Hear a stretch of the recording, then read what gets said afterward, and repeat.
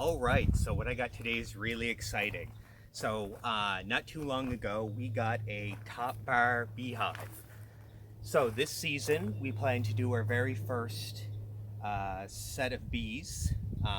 So we decided to go with a top bar initially for a few reasons. Whether or not research was right or not is hard to say because you get a lot of stories about what's better, the top bar or the other type, the stackable box type. Um, we got this because it's easier to lift.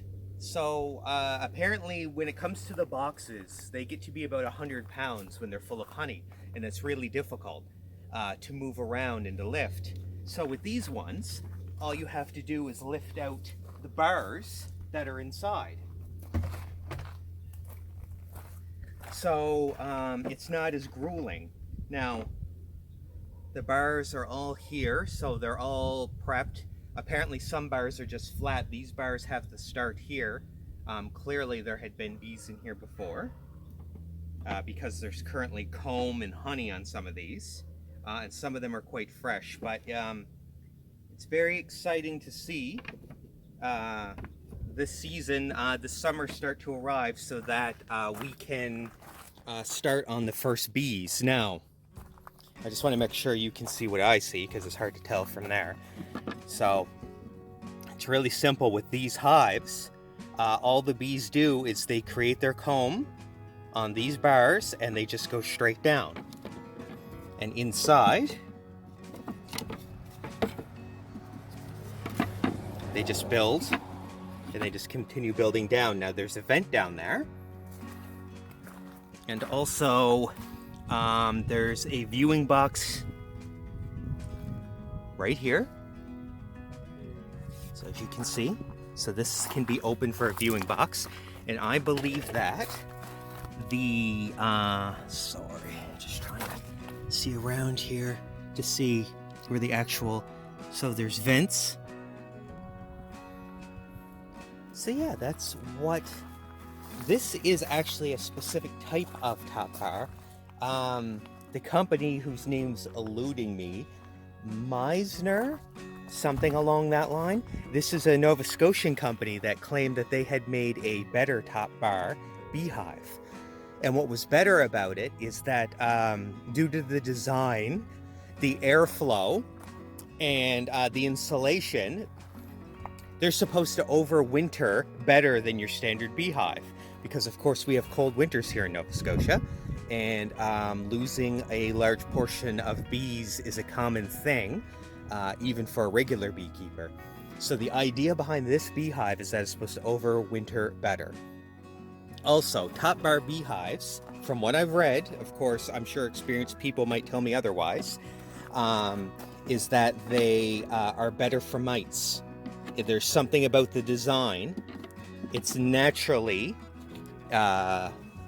work harder for mites to infiltrate bees in a top bar beehive, and I'm not certain the reason behind that. I don't know if it's due to the way that it's top down, that they can't just climb up from the bottom like they could in a regular hive. But anyway, it's very exciting. But that's not the only thing about this year. This year, we think we're going to try both one of these and a standard hive.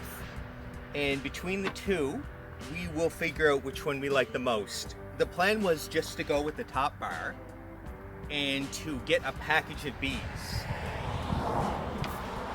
Now the thing about getting the package of bees is, I didn't realize that getting a package of bees costed more than getting a nuke. So when you get a nuke, you get an already established bee colony with a queen they're familiar with. When you get a package of bees, you just get a bunch of bees and a queen they know nothing about. But that package of bees is what goes into something like this. A nuke needs to go into the other type of hive because of the design of it. A nuke can't just fit in here because these bars are a different style than what you get in a nuke. The thing that I didn't know until further in the research is that the package of bees costs more than the nuke. You get less bees. With a nuke, you get already established babies. So essentially, you're getting way more for your money in a nuke than you are for a package of bees. So we might end up with a nuke. Also, from talking to the people who sell, they say that nukes are more beginner friendly, and that does make sense, as the bees would be all from a hive, all more established, and it would be an easier startup. I know at the start of this video I said that we're going to do both a top bar and a regular hive. That's actually not completely true, because I just remembered the realization we came to is that this year we'll go with the nuke only, because we can get that established, and then from the nuke we can get a queen bee for the following year to go into this hive. That way we don't even have to buy the package of bees. We can just do our own.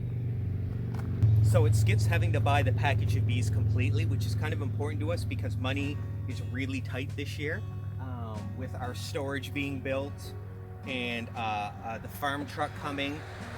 There's only so much money we have for these projects. So I actually got this. This was secondhand, which is probably clear when you saw that the fact that there was still comb on some of these. So I got this secondhand, so either way it was a good deal, and either way we still plan to use it even if we don't use it this year. But I will, when we get our other hive, I'll show you that, and I'll be able to compare it with the difference between that and the top bar. But I do like the portability of the top bar. Now, the top bar doesn't get as much honey because in order to extract the honey, you need to smash the comb in this design. There's no other way, unlike a regular beehive in which you can extract the honey and leave the comb intact. Because you're smashing the comb every time here, the bees have to rebuild it, which means they actually create less honey. So the other hive is better for honey, though we do want beeswax. So this will be beneficial for that. So there's pros and cons to both, and in fact, it's actually might be a good thing that we're going to try both, because we might be able to take advantage of what both hives can offer. So that's it for this one, and when we get the hive that we're actually going to have this year, I of course will show you before it gets set up. I'll show you where we're going to put it, and of course once we get bees, there's going to be a lot of videos on the beekeeping, just watching the bees, seeing how they do. I am really excited about being able to film bees and observe their behavior. I like watching animal behavior, which is partly why there's still aquariums in the house. Even though there's not a lot of time for them, the ability to be able to observe a creature like an octopus was wonderful. So we'll be able to do that, especially with the top hive, because they're extra easy to observe. Because it's just as simple as me opening this up and pulling out those bars, we'll be able to see the bees, as opposed to the other type of hive. It's a little trickier. So yeah, so it's just going to be beneficial all the way around, and I'll show you guys when we get set up.